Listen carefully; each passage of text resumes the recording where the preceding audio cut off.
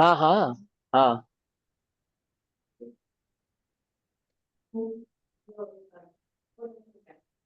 नमो अरिहन्ताणम्, नमो सिद्धाणं, नमो आयुर्याणम्, नमो वज्रायाणम्, नमो लोये सवसाहुणम्।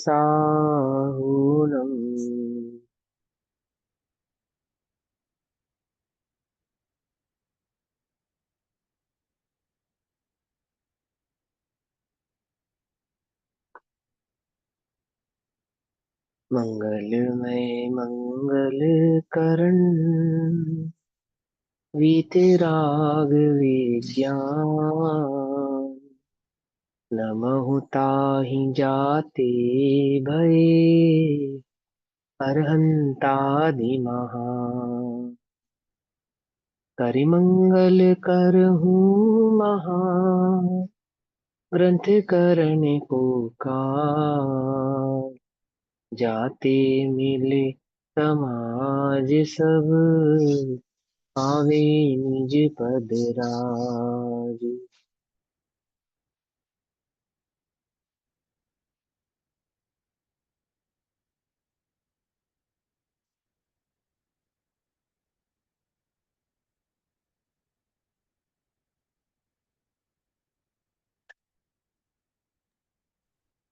अपनी रात्रिकालीन कक्षा का विषय है गुण स्थान प्रवेशिका।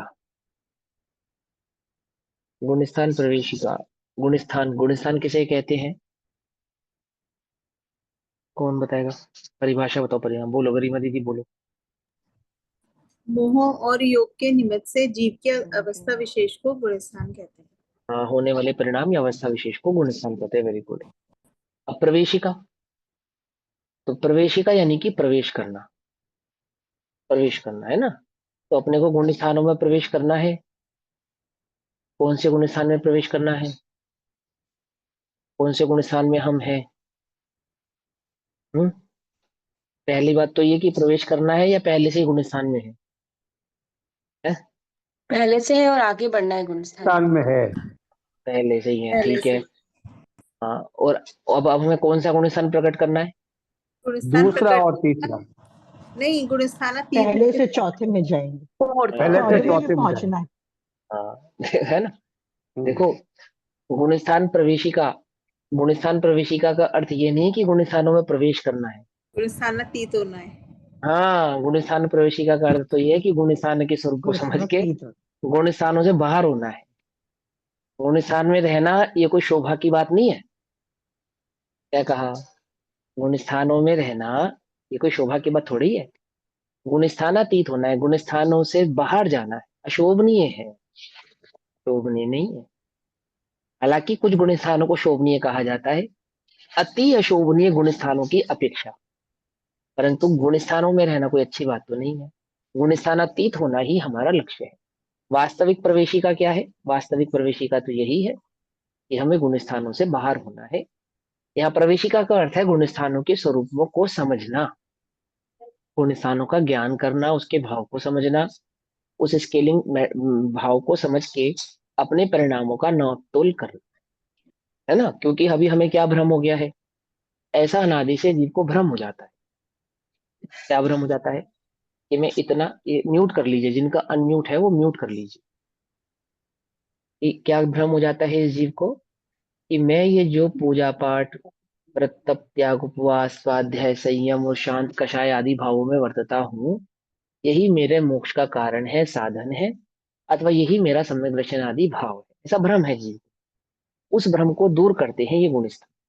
गुण स्थानों का सही ज्ञान होगा तो वास्तव में मोक्ष मार्ग का सही ज्ञान होगा, क्योंकि ये मार्ग के लैंडमार्क है। एक प्रकार से मोक्ष मार्ग के क्या है? ये लैंडमार्क। लैंडमार्क समझते हैं आप? जैसे आपको दिल्ली से देहरादून जाना है और आप चले, दिल्ली से निकले देहरादून के लिए, और रास्ते में लैंडमार्क आ रहा है चंडीगढ़ का, कसोल का, आदि आदि का। अब आप बोलो, आप देहरादून जा रहे हो, कहाँ जा रहे हो? जाना है उत्तराखंड, जा रहे हो हिमाचल। वो समझे नहीं समझे? जाना है उत्तराखंड और जा रहे हो हिमाचल की, वो भी तो पहाड़ है, वो भी तो पहाड़ है। हिमाचल भी पहाड़ है, उत्तराखंड भी पहाड़ है। क्यों? है ना? या नहीं है? ये भले ही है, परंतु वह तो हमारे डेस्टिनेशन नहीं है। हमारी डेस्टिनेशन तो उत्तराखंड की है, देहरादून जाना है, हमें उस साइड जाना है। हम जा रहे हैं किस साइड? अपोजिट साइड जा रहे हैं, विपरीत दिशा में जा रहे हैं, ऐसा तो नहीं है ना। हिमालय जाना है, कन्याकुमारी जा रहे हैं। तो लैंडमार्क पहचान कराते हैं।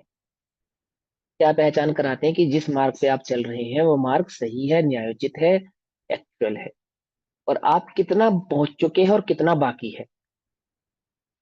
कितना पहुंच चुके हैं और कितना बाकी है। अभी आपने जर्नी शुरू की है या नहीं की है? जर्नी की है तो कितनी की है, और जितनी की है उसमें कितनी बाकी है। कहाँ की जर्नी है? जर्नी कहाँ की है? सिद्ध अवस्था को प्रकट करने की जर्नी है, या निजी चैतन्य भाव का अनुभव करने की जर्नी है। व्यवहार से कहें तो सिद्ध अवस्था को प्रकट करना, ये अपनी जर्नी है, ये अपनी यात्रा है, टोटल यात्रा है।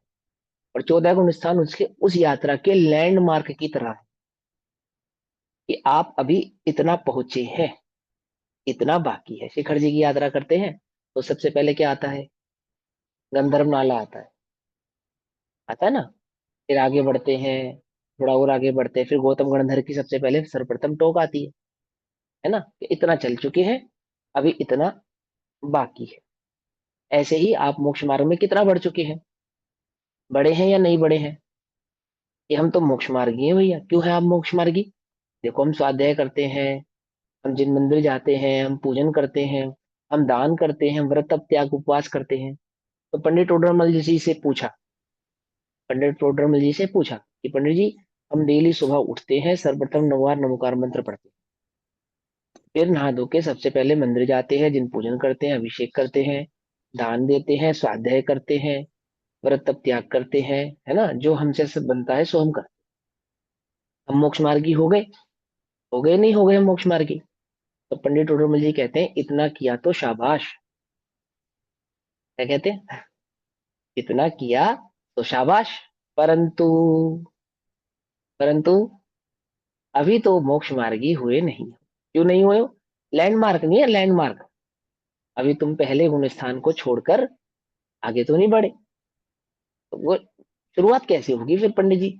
चौथे गुण स्थान पर जब पहुंचोगे तो वहां से मोक्ष मार्ग की शुरुआत होती है।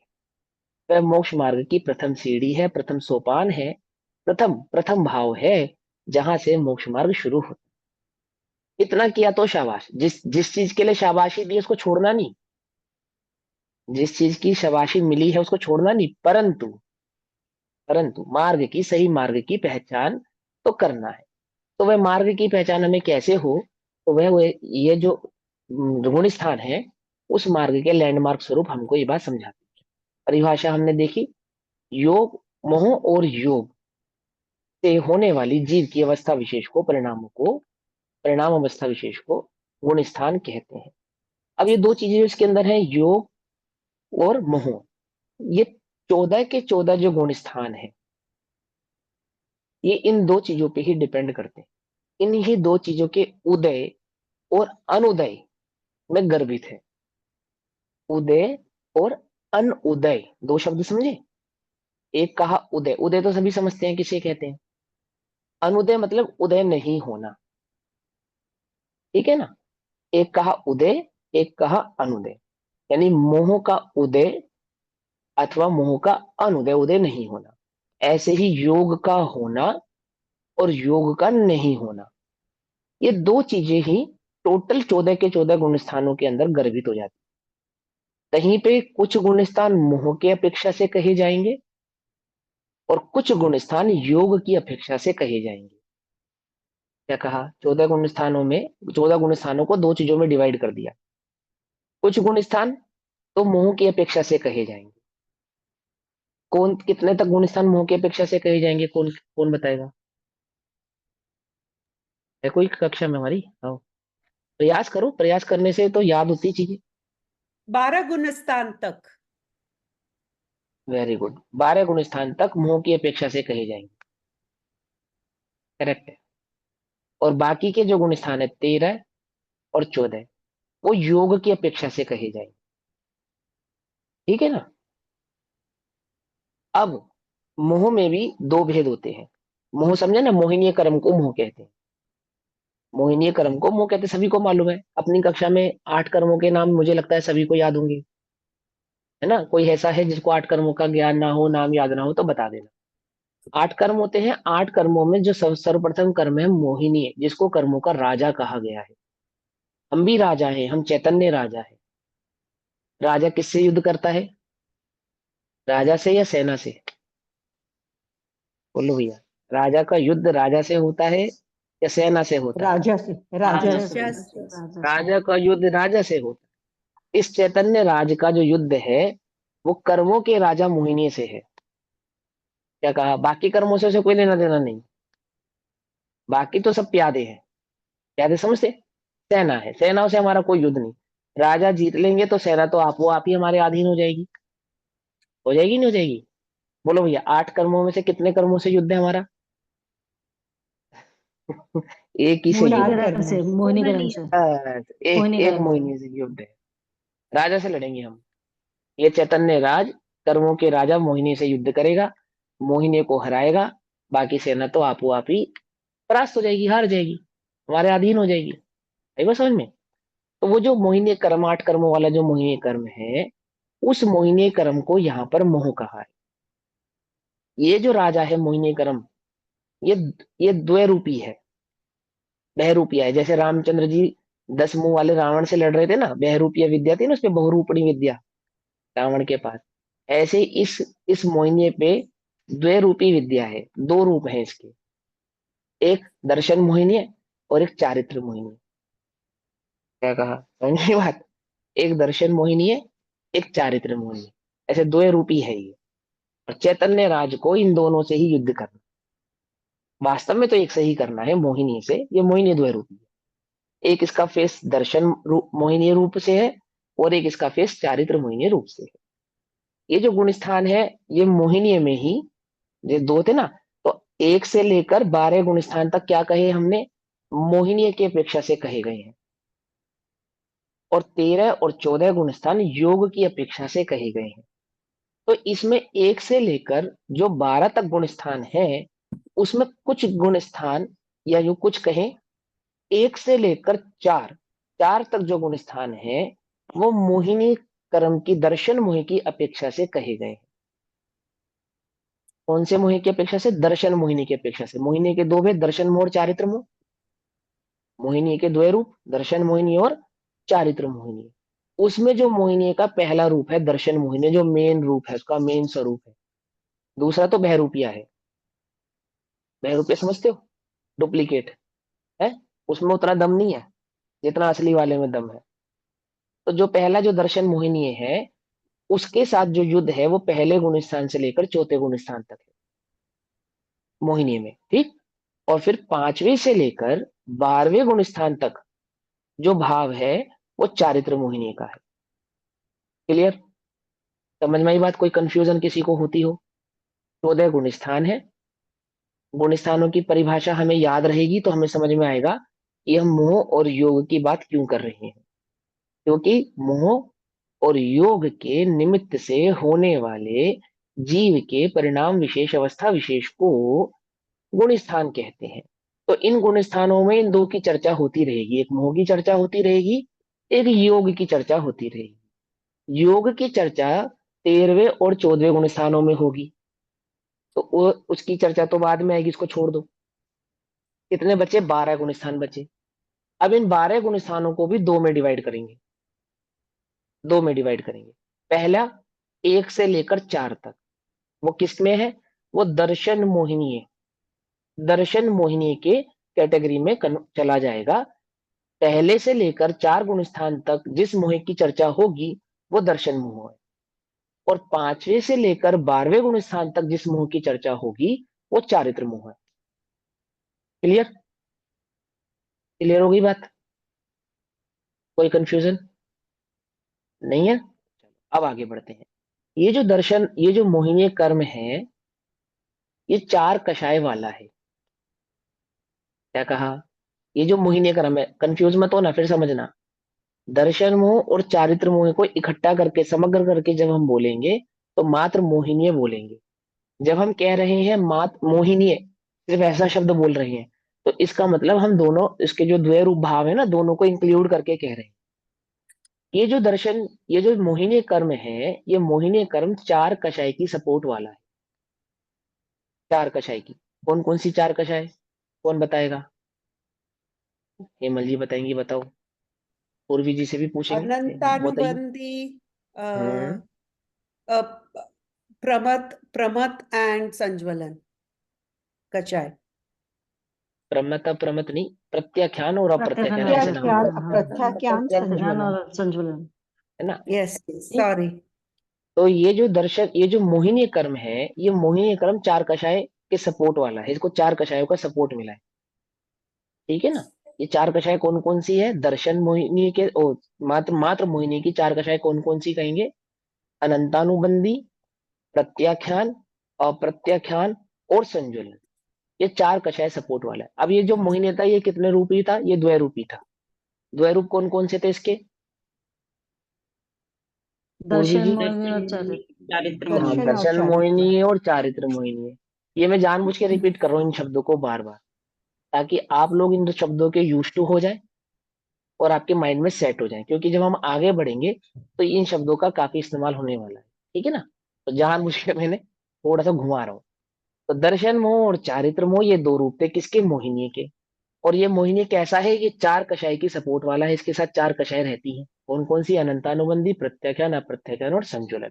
ये चार कषाय इसके साथ बनी रहती है। अब इसने दो रूपों में ना इन चार कषायों को आपस में बांट लिया है। इस मोहिनी ने इन चार कषायों को आपस में बांटा हुआ है। मोहिनी के दो रूप है ना, दर्शन मोह, चारित्र मोह, इन्होंने इन चार कषायों को बांट लिया। कैसे बांटा? दो दो, दो मेरी, दो दर्शन मोह की और दो चारित्र मोह की, ऐसे कैसे बांटा होगा? नहीं, तीन कैसे पहले में बांटा होगा? अनंतानुबंधी, प्रत्याख्यान, अप्रत्याख्यान, और लास्ट का संशोधन अकेली रही। नहीं नहीं नहीं नहीं नहीं। गुणस्थान की अपेक्षा कितनी चौकड़ी अभाव है, कितनी कषाय नहीं, अब चौकड़ी की बात नहीं चल दर्शन रही, अभी मोहल्ले अभी तो पे सिर्फ चार ही पहला की चल वन रही अनंता पहले बनुबंदी। गुणस्थान, है। हाँ, पहले हाँ, गुण, दर्शन मोहल्ले वन। अभी गुणस्थान की बात नहीं, अभी गुणस्थान की बात नहीं। दर्शन पहले, मोहनीय में तो सर चारों कषाय होगी ना। अभी मैं समझाता हूँ। होती तो चारों ही है, होती तो चारों ही है, लेकिन लेकिन अभी कथन की अपेक्षा से समझेंगे हम। तो क्या हुआ कि दर्शन मोहिनी ने अनंतानुबंधी का सपोर्ट लिया। जैसे आठ कर्मों में मोहिनी राजा है, ऐसे ही चार कषायों में अनंतानुबंधी राजा है। क्या कहा? फिर बोले। जैसे दर्शन मोहिनी में, और जैसे आठ कर्मों में मोहिनी राजा है, तो एक मोहिनी के पीछे पीछे बाकी के कर्म आ जाते हैं। ऐसे ही चार कषायों में अनंतानुबंधी राजा है। आ गई बात समझ में? लेकिन ये जो तीन बाकी की कषाएं हैं ना, ये प्यादे नहीं है, प्यादे नहीं है। ये क्या है? ये राजपुत्र है। राजपुत्र समझते हो? राजपुत्र किसे कहते हैं? राजा के मरने के बाद राजा की गद्दी का वारिस कौन हो जाता है? राजपुत्र हो जाता है। राजकुमार। समझे नहीं समझे? तो जो एक राजा गिरेगा तो दूसरा राजा बन जाएगा, दूसरा राजा गिरेगा तो तीसरा राजा बन जाएगा, और तीसरा भी राजा गिरेगा तो चौथा बन जाएगा, और चौथा गिरेगा तो फिर कोई नहीं बचेगा, पूरी संतति खत्म। कुछ बात समझ में नहीं आई? आई बात समझ में? बहुत सिंपल सी बात है। तो क्या होता है कि दर्शन मोहिनी जो हमारा मोहिनी कर्म है, वो अनंतानुबंधी के सपोर्ट में रहता है, अनंतानुबंधी उसके सपोर्ट में रहती है। कई बार हम ऐसा भी कहते हैं कि अनंतानुबंधी और दर्शन मोह एक ही बात है, और कई बार हम दोनों को अलग अलग भी कहते हैं। वास्तव में दोनों अलग अलग है, लेकिन दोनों की जुगलबंदी है, दोनों के बीच में अविनाभावी संबंध है। अब ये अविनाभावी संबंध क्या होता है? लोक में आपने सुना होगा, राम जी चले ना हनुमान के बिना, हनुमान जी चले ना श्री राम के बिना। सुना है? कितना फेमस है ये। ऐसे ही दर्शन मोह नहीं चलता अनंतानुबंधी के बिना, और अनंतानुबंधी नहीं चलती दर्शन मोह के बिना। एक के बिना दूसरा नहीं होता, अविना भावी, इसको कहते हैं अविना भावी। बानी व, वक, वक्र, वक्री वाला व, बकरी वाला बानी, अविना भावी। ठीक है ना? एक के बिना दूसरा नहीं होता, तो कहीं कहीं पे इन दोनों को एक ही है ऐसा भी कह देते हैं, और कहीं पे दोनों को अलग अलग है ऐसा भी कहते हैं। तो कंफ्यूज होने वाली कोई बात नहीं है इसके अंदर। वास्तव में तो दोनों अलग ही हैं, लेकिन एक दूसरे के बिना नहीं होते, इसलिए एक भी कह दिया जाता है। समझ में आई बात? सभी को समझ में आई? हाँ। तो क्या है? पहला है मोहिनीय में दर्शन मोह। दर्शन मोह के साथ जिसकी जुगलबंदी है वो क्या है? उसका नाम है अनंतानुबंधी।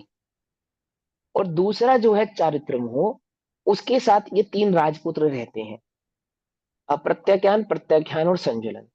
जितना ताकतवर अनंतानुबंधी है, उसके अनंतवें भाग जितनी ताकत मात्र इन तीनों में है। क्या कहा? फिर बोले, जितनी ताकत अनंतानुबंधी में है, उसकी अनंतवें भाग मात्र जितनी ताकत इन तीनों में है। किन तीनों में? जो बाकी के तीन है, अप्रत्याख्यान, प्रत्याख्यान और संजुलन। बस इतनी इतनी ताकत है इनके अंदर, अनंतानुबंधी के अनंतवें भाग जितनी, तीनों में, और तीनों की मिलाकर अनंतवें भाग जितनी ताकत है, बस। इसलिए इनकी इतनी ज्यादा बड़ी वैल्यू नहीं है, क्योंकि चैतन्य राज की ताकत घटेगी नहीं, मोहिनी को हराने पर उसकी ताकत बढ़ेगी, और इसके हारने पर इनकी ताकत घटेगी। ठीक है? तो इस प्रकार से इसमें कथन चलता है। अब समझेंगे ध्यान से, अब इसको साहित्यिक भाव में सही तरीके से समझेंगे कि पहले से लेकर चौथे गुण स्थान तक दर्शन मोहि की अपेक्षा से कथन होता है। पांचवें से लेकर 12वें गुण स्थान तक चारित्र मोहिनी की अपेक्षा से कथन होता है। 13वें और 14वें गुण स्थान में योग की अपेक्षा से कथन होता है। फिर पहले से लेकर चौथे गुण स्थान में जिस दर्शन मोहिनी की अपेक्षा से कथन होता है, उस दर्शन मोहिनी की जो मैत्री है वो अनंतानुबंधी के साथ है। और पांचवें से लेकर 12वें गुण स्थान तक जिस चारित्र मोहिनी की अपेक्षा से कथन करेंगे, उस चारित्र मोहिनी की जो जुगलबंदी है वो प्रत्याख्यान, अप्रत्याख्यान और संजलन की अपेक्षा से कही जाएगी, इनका सपोर्ट उसके साथ है। अब एक बात और समझेंगे, वो छोटी सी बात, कि जब चौथे गुण स्थान में जीव जाता है तो वहां पे दर्शन मोह का अनुदय या अभाव, ये दो बातें प्रकट होती है। अब अनुदय क्या होता है, अभाव क्या होता है, इसकी चर्चा हम आगे करेंगे। अभी सिर्फ सुन लो आप, कि जब जीव चौथे गुण स्थान में जाता है तो वहां दर्शन मोह का या तो अनुदय या तो अभाव होता है। तो वहां बाकी की तीन कक्षाएं बचती हैं, अप्रत्याख्यान, प्रत्याख्यान और संजुलन। जब जीव पांचवें गुण स्थान में जाता है तो वहां पे अप्रत्याख्यान का भी अभाव हो जाता है। और जब जीव छठे गुण स्थान में जाता है तो वहां प्रत्याख्यान का भी अभाव हो जाता है। ठीक? तो क्या रह जाती है वहां पे? मात्र संजुलन रह जाती है। तो अब आप इसको इस प्रकार से समझें कि पहले से चौथे तक पहले गुण स्थान में चार कषाय, चौथे गुण स्थान में तीन कषाय, पांचवें गुण स्थान में दो कषाय, और बाकी के गुण स्थानों में मात्र एक कषाय का सपोर्ट रहता है। दर्शन मोह पहले से लेकर चौथे तक जो दर्शन मोह का भाव से कही जाने वाली बात है, उदय और अनुदय की अपेक्षा से वहां पे पहली कषाय का अभाव हो जाता है, तीन कषाय मात्र रह जाते हैं। जब जीव पांचवें गुण स्थान में जाता है तो वहां चारित्र मोहिनी की अपेक्षा से कथन किया जाएगा, क्योंकि पांचवें से ऊपर सारे गुण स्थानों में चारित्र मोहिनी की अपेक्षा से कथन है। उस चारित्र मोहिनी के साथ तीन कषायों की जुगलबंदी है। वो जुगलबंदी भी गुण स्थान के बढ़ते बढ़ते घटती जाएगी। पांचवें गुण स्थान में तीन कषाय की अपेक्षा से, चौथे गुण स्थान में तीन कषाय की अपेक्षा से कथन रहेगा, लेकिन पांचवें गुण स्थान में मात्र दो कषाय की अपेक्षा से ही कथन चलेगा। और जब छठे गुण स्थान में जीव जाएगा तो वह मात्र एक कषाय की अपेक्षा से ही कथन रहेगा। उस एक कषाय का नाम संजुलन है। छठे गुण स्थान से लेकर 12वें गुण स्थान तक, है ना, वैसे तो 10वें तक है लेकिन 12वें तक, अपेक्षा से 12वें तक समझो, इस छठे गुण स्थान से लेकर 12वें गुण स्थान तक जिस कषाय की अपेक्षा से चारित्र मोहिनी को कहा जाएगा वो मात्र संजुलन नाम की कषाय रही। क्लियर हो गई बात? इतनी बातें समझ में आ गई? अब ये बात मुझे कौन बताएगा? सारी बातें पूछूंगा मैं, सारे आंसर पूछूंगा एक एक करके, है ना? तो एक एक करके बताएगा। सबसे पहले कौन बताएगा? शिखा जी बोलेंगे, बाकी सब म्यूट कर लेंगे। तो मुझे पहले आप ये बताओ कि पहले गुण स्थान से लेकर चौथे गुण स्थान तक जो मोहिनी है उसको डिवाइड करो। फर्स्ट से लेके फोर्थ तक दर्शन मोहिनी रहती है, और दर्शन मोहिनी में भी प्रधानता रहती है अनंतानुबंधी की। नहीं, और कषाय की बात नहीं पूछेंगे, अनंतानुबंधी तो कषाय का भेदोगे ना, कषाय का प्रश्न हम बाद में पूछेंगे। पहले से लेकर और 14th गुण स्थान तक आपको मोहिनी का भेद समझाना है कि मोहिनी के इस गुण स्थान में किस अपेक्षा से मोहिनी के कथन चलेंगे। फर्स्ट से लेकर 12th तक तो मोहिनी के कथन चलेंगे। फर्स्ट से 4th तक दर्शन मोहिनी है और 5th से 12th तक चारित्र मोहिनी है। Very good. लेकिन साथ में ना आपको उदय और अनुदय ऐसा बोलना है, ऐसा बोलना है कि पहले से लेकर चौथे तक मोहिनी के उदय अनुदय की अपेक्षा से कथन करेंगे और 5वें से लेकर 12वें गुण स्थान तक चारित्र मोहिनी के उदय अनुदय की अपेक्षा से कथन करेंगे। ये उदय अनुदय ये बहुत जरूरी चीज है, इसको भी याद रखना है आप, ठीक है ना, क्योंकि चौथे ठीक गुण है। स्थान में चारित्र मोहिनी का उदय नहीं होता, अनुदय होता है राइट। अथवा अभाव होता है, ठीक है ना। अगर हम मोहिनी की दर्शन मोहिनी की अपेक्षा से कथन करेंगे ऐसा कहेंगे तो गड़बड़ हो जाएगी कि चौथे गुण स्थान में चारित्र दर्शन मोह होता है क्या, कि नहीं होता है ना। तो हमें उदय अनुदय ऐसा शब्द याद रखना। वेरी गुड, चलो तो आगे। ऐसा बोलेंगे चौथे गुण स्थान में दर्शन मोहिनी का उदय रहता है और चारित्र मोहिनी का अनुदय अनुदय रहता है। नहीं, चौथे गुण स्थान में दर्शन मोह का अनुदय, अनुदय चारित्र क्यों मोहिनी होगा? का चौथा गुण स्थान उदय तभी रहता तो है। होगा। नहीं नहीं, अनुदय अभी समझाएंगे, कोई बात नहीं, घबराओ नहीं, क्लियर हो जाएगा, अभी टेंशन ना लो, है ना। हाँ आगे, आर के जैन जी से पूछेंगे, कषाय की अपेक्षा से 1 से लेकर 14 गुण स्थान को बताएंगे, कषाय डिवाइड करेंगे। 1 से लेके 4 गुण स्थान दर्शन मोहिनी की अपेक्षा से कहे जाएंगे और नहीं, फिर कषाय की दर्शन अपेक्षा से बताओ, कषाय की अपेक्षा डिवाइड करो इसके अंदर, 4 कषाय की दर्शन अपेक्षा मोहिनी डिवाइड करो। दर्शन मोहिनी और चारित्र मोहिनी।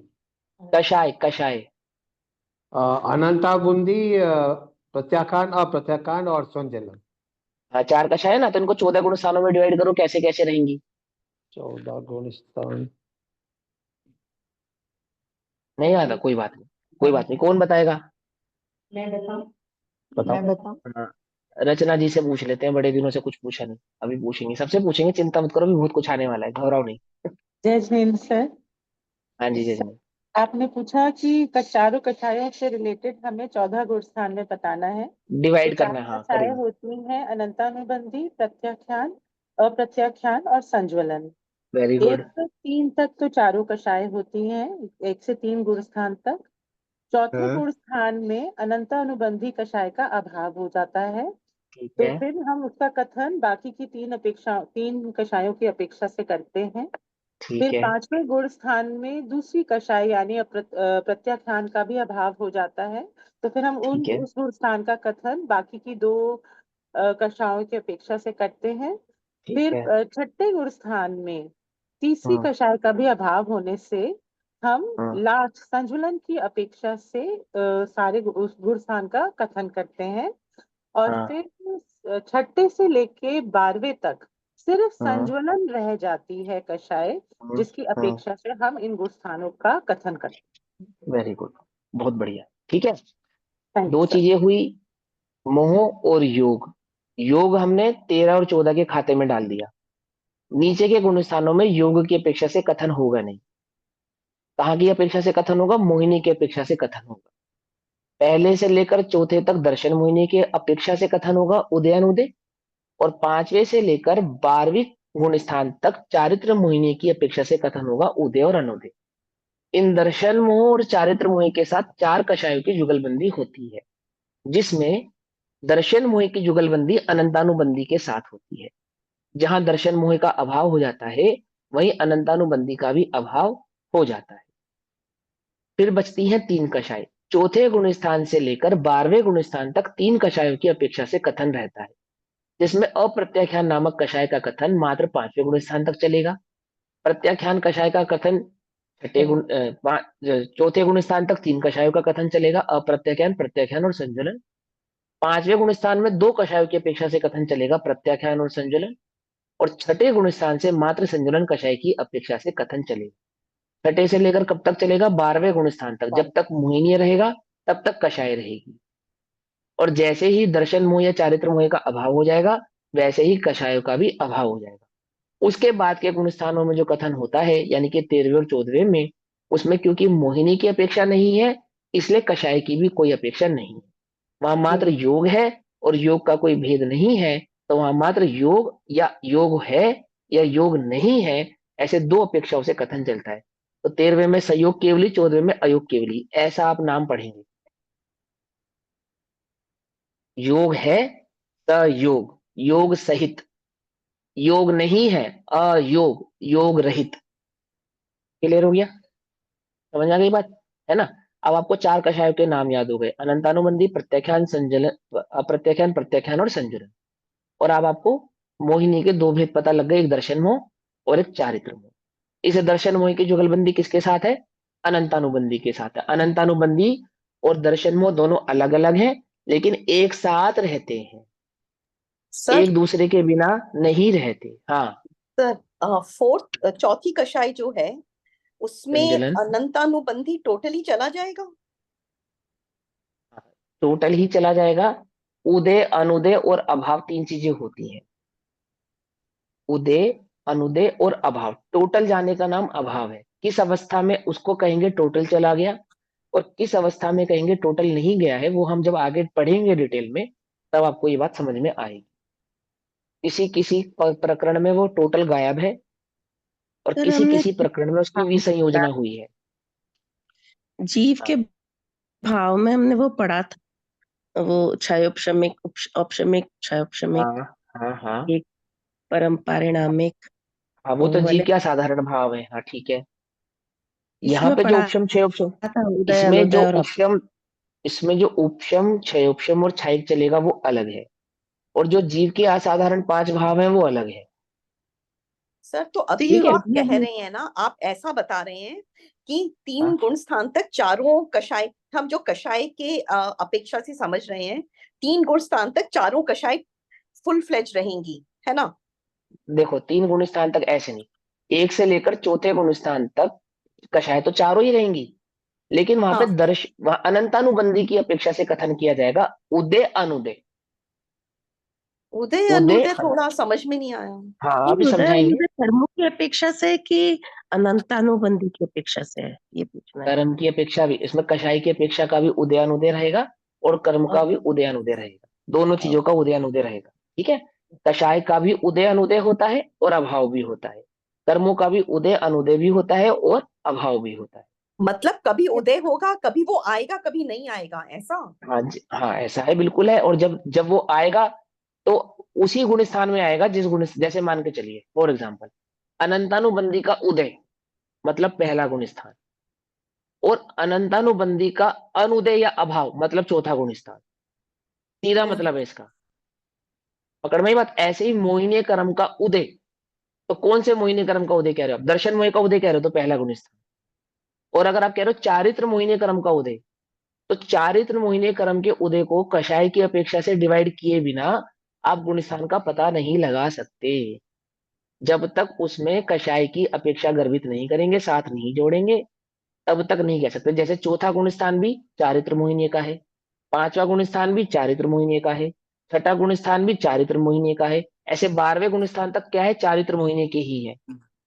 अब कौन सा गुण स्थान की बात कर रहे हैं हम? चारित्र मोहिनी में कौन से गुण स्थान की बात कर रहे हैं, कैसे मालूम चलेगा?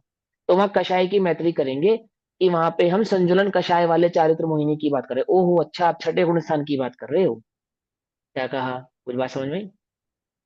हम या अप्रत्याख्यान की बात कर रहे हैं तो मतलब पांचवे की बात कर रहे हैं, प्रत्याख्यान की बात कर रहे हैं मतलब हम तीसरे की बात कर रहे हैं, और हम तीन कषाय चौकड़ी के सद्भाव वाले अवृत्ति की बात कर रहे हैं। अच्छा, फिर तो आप चौथे की बात कर रहे हैं, क्योंकि चौथा गुण स्थान भी चारित्र मोहिनी का है, पांचवा गुण स्थान भी चारित्र मोहिनी के भेद वाला है, छठा भी चारित्र मोहिनी के भेद वाला है, सातवां भी चारित्र मोहिनी के भेद वाला है। ऐसे 12वें तक जितने भी भेद हैं सब चारित्र मोहिनी के ही भेद है।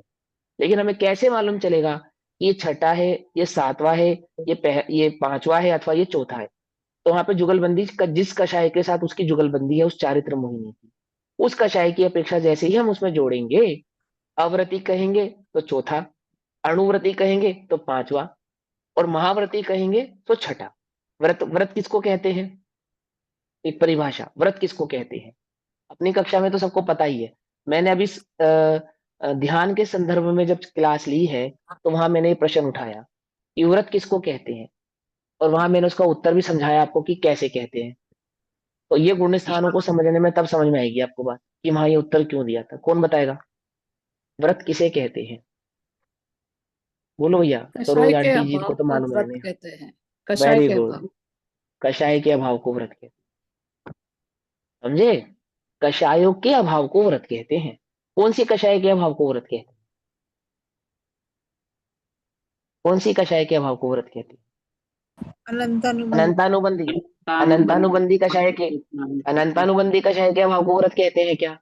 नहीं, चारित्र मोह उसको तो अव्रत कहते हैं। और प्रत्याख्यान को महाव्रत। हाँ, अप्रत्याख्यान के अभाव को अणुव्रत, अणुव्रत, प्रत्याख्यान के अभाव को महाव्रत, महाव्रत। समझे? और संजुलन के सद्भाव, संजुलन का सद्भाव जब तक रहेगा तब तक क्या नहीं है? तब तक सकल संयम, सकल चारित्र, जिसको सकल व्रत भी कह सकते हैं आप, नहीं है। संजुलन के अभाव को क्या कहेंगे? सकल व्रत, सकल संयम। सकल संयम है ना, अरिहंतों का संयम कौन सा है? सकल संयम। अभी ये तो प्रत्याख्यान संजुलन, क्या कहेंगे? अणुव्रत, तो भैया ये महाव्रत। प्रत्याख्यान तो बाद में आता है, मतलब छठे गुण स्थान में। सुनो, प्रत्याख्यान के अभाव को अणुव्रत, नहीं भैया, अप्रत्याख्यान के अभाव को अणुव्रत और प्रत्याख्यान के हाँ, अभाव को महाव्रत। अप्रत्याख्यान के प्रत्याख्यान व्रत। प्रत्याख्यान का मतलब होता है चारित्र या संयम या तप। प्रत्याख्यान, प्रत्याख्यान माने त्याग। तो आवृत्ति तो चौथा गुण स्थान, यानी संजुलन के अभाव को कहेंगे, सॉरी, अनंतानुबंधी के अभाव को कहेंगे चौथा गुण स्थान आवृत्ति सम्यक दृष्टि। लेकिन जब वहां पे हम कहेंगे अप्रत्याख्यान का अभाव तो हम कहेंगे अणुव्रति, और जब हम कहेंगे प्रत्याख्यान का भी अभाव हो गया तो क्या कहेंगे वहां पे? महाव्रति। लेकिन नहीं। महाव्रति, महाव्रति के बाद भी कुछ है कि हाँ, सकल संयम, सकल चारित्र, सकल व्रत कह लो, तो वो कब होगा? वो संजुलन के अभाव में। जब संजुलन का अभाव होगा तब केवलियों का जो चारित्र है वो क्या कहलाएगा? महाव्रत कहलाएगा या सकल चारित्र कहलाएगा? सकल चारित्र। हाँ, मुनिराजों का चारित्र कहलाता है महाव्रत। मुनि सकल व्रती मुनि महाव्रती बड़ भागी, भव भोगन ते बैरागी। और अरिहंतों का जो चारित्र है, जो व्रत है, वो क्या कहलाता है? वो सकल चारित्र कहलाता है। मुनिराजों का चारित्र महाव्रत है और उनका चारित्र सकल चारित्र है। संयम, देश संयम, महाव्रत संयम आदि ऐसे उसमें भेद पड़ जाते हैं। समझ में आ गई बात? भैया एक मिनट, जो महाव्रत होता है वो तो अणुव्रत से बड़ा होएगा ना? हाँ, तो प्रत्याख्यान का अभाव है ना वहां पे, संजुलन कषाय का सद्भाव है। प्रत्याख्यान है 5वें गुण स्थान में और अप्रत्याख्यान है 6ठे गुण स्थान में। तो 6ठे गुण स्थान में अणुव्रत और 5वें में महाव्रत कैसे हुआ? अप्रत्याख्यान 5वें गुण स्थान में जाती है और प्रत्याख्यान 6ठे गुण स्थान में जाएगी। हाँ हाँ, ठीक है। 5वें में अप्रत्यय, 6ठे में प्रत्यय। ठीक, हिमांशु वहां भाई पे एक क्वेश्चन, हाँ, सॉरी आप बोलो। बोल दो पहले। नहीं, बोलो बोलो बोलो। मेरे को एक ही पूछना था, जब ये सकल संयम या चारित्र बनता है तो वो तो यथाकात चारित्र भी होगा ना फिर? हाँ, यथाख्यात ही कहते हैं ना उसका नाम, यथाख्यात कहना, सकल कहना, आदि आदि कहना, ये सब उसके भेद है, नाम है, संपूर्ण, कंप्लीट। ठीक है ना? देश संयम, सकल संयम और यथाख्यात, कंफ्यूजन इसमें हो सकती है। रुको, मुनिराजों के संयम को सकल संयम कहते हैं शायद। ठीक है ना? सही क्वेश्चन पूछा उन्होंने। अच्छा है, अभी की अभी एडिट हो गई। नहीं, गलत जाती बात उसमें क्या है? देखो सुनो, अब 6 ऑप्शन ज्ञान ऐसा ही है, इसका ज्यादा भरोसा नहीं करना चाहिए। देखो, जैसे चौथा गुण स्थान है ना, तो चौथे गुण स्थान को अव्रत गुण स्थान कहते हैं। व्रत नहीं, व्रत नहीं। एक तो आप ये क्या काम करो, सबसे पहले तो 1 से लेकर 14 तक गुण स्थानों के नाम आपको याद करने पड़ेंगे। इसका तो रट्टा आपको मारना ही पड़ेगा। ठीक है ना? इसको मैं याद कराऊं, इसकी कोई ट्रिक नहीं है। ये बाकी चीजों में तो हाँ पूछो, बिल्कुल पूछो। जैसे बाकियों में तो सिद्धांत समझाऊंगा तो समझ में आ जाएगा, और यहाँ तो नाम जिसके याद करने वो आपको याद करने पड़ेंगे। वो इतनी सी मेहनत आप करना, बाकी मेहनत मैं करूंगा। आप पूछो क्वेश्चन। जैसे 4th गुण स्थान में सम्यक दृष्टि जीव है और अनंतानुबंधी का अभाव हो गया, तो अभाव हो वो गया। उसमें व्रत क्यों नहीं है? वो अव्रती क्यों हो गए? हाँ, उसमें व्रत क्यों नहीं है, वो अव्रति क्यों हो गई? क्योंकि वहां पे चारित्र मोहिनी कर्म का उदय है।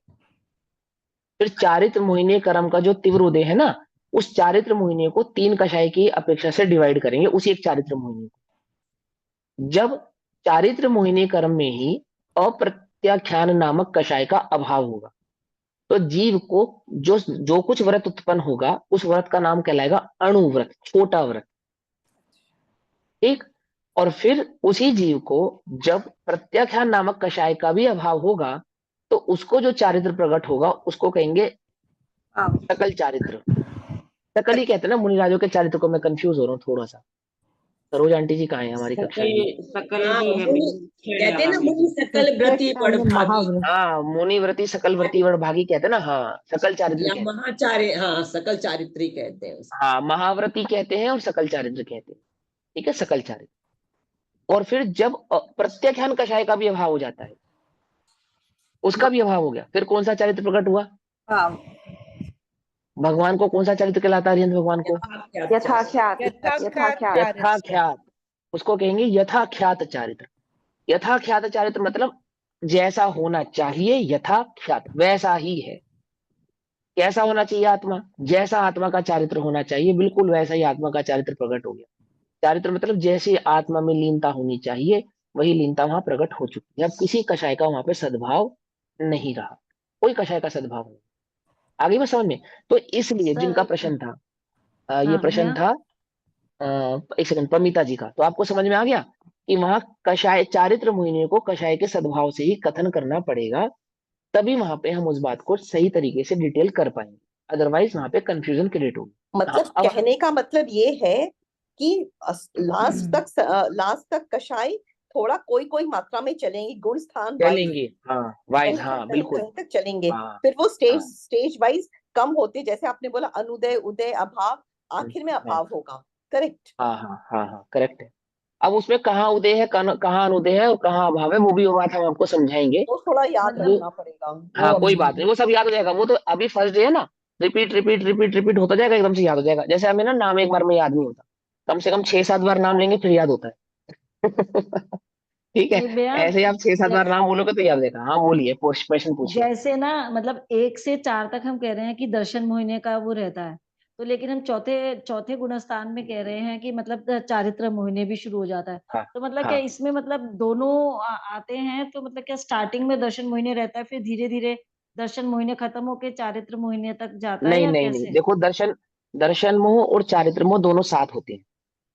ओके। जहां दर्शन मोह होगा वहां चारित्र मोहिनी भी होगा ही होगा, लेकिन जहां चारित्र मोहिनी होगा वहां दर्शन मोह भी होगा, ऐसा नियम नहीं है। समझ में आ गई बात? जब हम दर्शन मोह की बात कर रहे हैं तो वहां चारित्र मोहिनी इंक्लूडेड है, लेकिन जब हम चारित्र मोहिनी की बात कर रहे हैं तो वहां दर्शन मोहिनी है, ऐसा नहीं। अगर हम मोहिनी कह रहे हैं तो दोनों ही है, अगर हम दर्शन मोहिनी कह रहे हैं तो भी दोनों ही है, लेकिन जब हम चारित्र मोहिनी ऐसा स्पेशल स्पेसिफिक नाम ले रहे हैं, दैट मीन्स वहां पे दर्शन मोह नहीं है। सर यहाँ तो आपने कंफ्यूज कर दिया। हाँ बताओ अगर कैसे कर अब दिया? दर्शन का मतलब हुआ श्रद्धा, तो कभी हाँ कभी ऐसा भी तो होता है ना कि दर्शन मोहनीय होता है, हम्म मतलब श्रद्धा गलत होती है, लेकिन हम्म चारित्र तो सबकी देखा देखी कर लेते हैं। बहुत जैसे बढ़िया बहुत बढ़िया, वेरी पर गुड, हम ही लोग बहुत अच्छा प्रश्न है। तो हम वही तो बताया अभी, व्रत किसको कहते हैं, चारित्र किसको कहते हैं, बोलो परिभाषा। आचरण जो नहीं नहीं, आचरण अभी पहले बोलो ना। कषायों के अभाव कषायों के अभाव को कषायों के अभाव को। यही तो खेल है, तभी तो भगवान कह रहे हैं 14 गुण स्थान का स्केल नहीं सीखोगे ना तो ये गड़बड़ करोगे। अभी हम इतना व्रत पाल रहे हैं, इतना संयम पाल रहे हैं, क्रियाकांड को अब हमें तो चारित्र चारित्र समझ तो हो रहे गया हैं ना, भैया, हो गया ना क्रियाकांड भैया मैं को चाहे। चारित्र कह रहे हैं ये, हाँ क्रियाकांड हाँ चारित्र नहीं है। गलत नहीं कह रहे हो, सही कह रहे हैं। क्रियाकांड को चारित्र कहते हैं, हम तो समझ ही गए, वो तो हम समझ ही गए किसको कह रहे हैं चारित्र। लेकिन हम वही तो समझा रहे हैं, तभी तो भगवान कहते हैं कि 14 गुण स्थान का स्केल नहीं सीखोगे तो ऐसे ही अर्थ का अनर्थ करोगे। अच्छा, अभी हम क्रियाकांड को चारित्र नहीं कहें और सिर्फ कषाय के अभाव को चारित्र समझें। देखो वास्तव में आगम आगम यानी कि करणान योग में जो कथन होता है, कल की कक्षा को फिर से सुनना एक बार, है ना। जो आगमिक कथन है वो भगवान ने जैसा देखा है वस्तु स्वरूप, जीव की क्या अवस्था हुई है एक्चुअल में, वो कहाँ तक पहुंचा है, मोक्ष मार्ग में कहाँ आया है, कहाँ एग्जिस्ट करता है, वे ये करना योग में गुण स्थानों का जो स्केल है ये बतलाता है। जीव को ये लगता है कि देखो, मैं अभी बोला ना, पंडित टोडरमल जी से पूछा हमने, क्या पूछा कि पंडित जी हम डेली सुबह मंदिर जाते हैं, भगवान का पूजन करते हैं, अभिषेक करते हैं, व्रत त्याग उपवास भी करते हैं, और मेरे तो ऐसे परिणाम हो रहे हैं कि मैं मुनि दीक्षा ले लूं और निर्दोष बिल्कुल 28 मूल गुणों का पालन करूंगा, अब मैं मोक्ष मार्गी हो गया ना। ये हमने प्रश्न पूछा पंडित टोडरमल जी से, मैं मोक्ष मार्गी हो गया, मैं 28 मूल गुणों का पालन करता हूँ निर्दोष। तो पंडित टोडरमल जी कहते हैं शाबाश, इतना किया तो शाबाश, परंतु परंतु इसमें भी परंतु है कि हाँ परंतु यदि दर्शन मोह का अभाव नहीं हुआ है तो तू मोक्ष मार्गी नहीं है, मोक्ष मार्गी नहीं है, क्योंकि मोक्ष के मार्ग का प्रथम सोपान तो दर्शन मोह के अभाव में प्रकट होता है। एक बात। दूसरी बात, क्या ये जो मेरा व्रत है ये सब व्यर्थ है? ये मोक्ष मार्ग में तो व्यर्थ है, उल्टा नहीं पकड़ना, दर्शन मोह के अभाव के बिना तो व्यर्थ है। पर हमने तो देखा 28 मूल गुण के साधु होते हैं कि हाँ होते हैं, लेकिन तीन कषाय चौकड़ी के अभाव वाले होते हैं। जिनको तीन कषाय चौकड़ी का अभाव नहीं होता, ऐसे 28 मूल गुण मुक्ति के कारण नहीं होते, लेकिन तीन कषाय चौकड़ी के अभाव में जो 28 मूल गुण आदि होते हैं वो मुक्ति के कारण होते हैं। समझे? यही तो कंफ्यूजन दूर करने के लिए गुण स्थानों को समझना और पढ़ना पड़ता है, क्योंकि हम अपने को ये भ्रम हो जाता है कि हम इतना सब कुछ कर रहे हैं, इतना इतना टाइम लगा रहे हैं, इतनी मेहनत कर रहे हैं, और हमारा इतना ज्ञान है और हमारा इतना संयम है, हम तो पक्के में पक्का सम्यक दृष्टि है।